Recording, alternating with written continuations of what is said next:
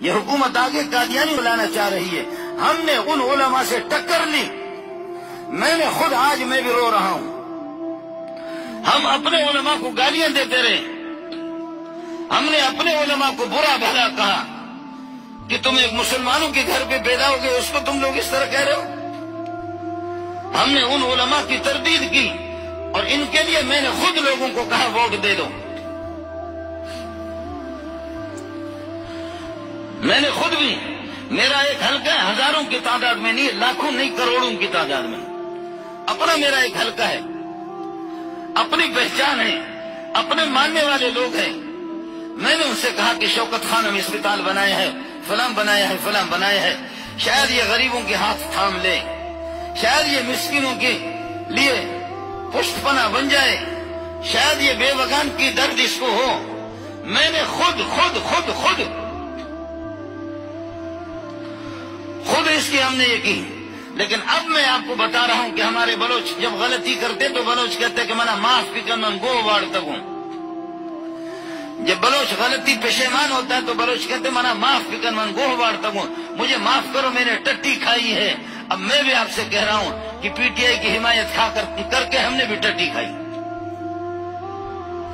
ہمیں معلوم نہیں تھا کہ یہ ہمیں ترقی دیں گے. محمد رسول اللہ کی توہین کی صورت میں یہ ملک کو مفروج کرتے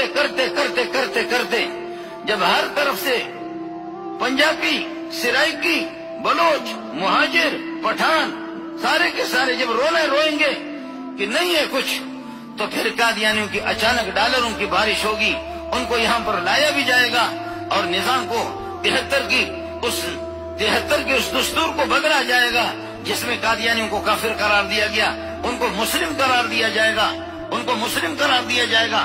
اس کے بعد پھر اللہ کا بھلا کرے، پھر کہیں گے کہ جب تمہاری حالت اس مقام تک پہنچ گئی کہ تم روٹی کو ترس رہے ہو، لہذا اب ڈالروں کی بارش قادیانی کر رہے، اب کینیڈا بارش کرے گا، اب برطانیہ بارش کرے گا.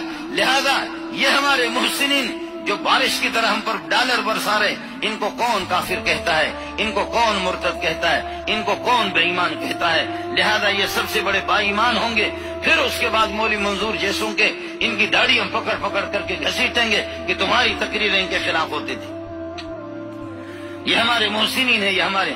یاد رکھ لو آپ کے توسط سے مسلمانوں نمازوں میں کوتاہی رہتی ہے، نمازوں میں کوتاہی رہے گی، آپ کی روزوں میں کوتاہی رہے گی. میرا رب معاف کر دے گا. زکات کے اندر کوتاہی رہے گی، میرا رب معاف کر دے گا. حلال حرام کے اندر کمی بیشی انسان ان سے ہو جاتی ہے، میرا رب معاف کر دے گا. اور اخلاقیت کے اندر کمزوری کوتاہی رہے گا. انشاءاللہ مسلمان ہے، تیرا نظریہ ہے کہ محمد آخر النبیین ہے، خاتم النبیین ہے، میرا رب معاف کر دے گا. لیکن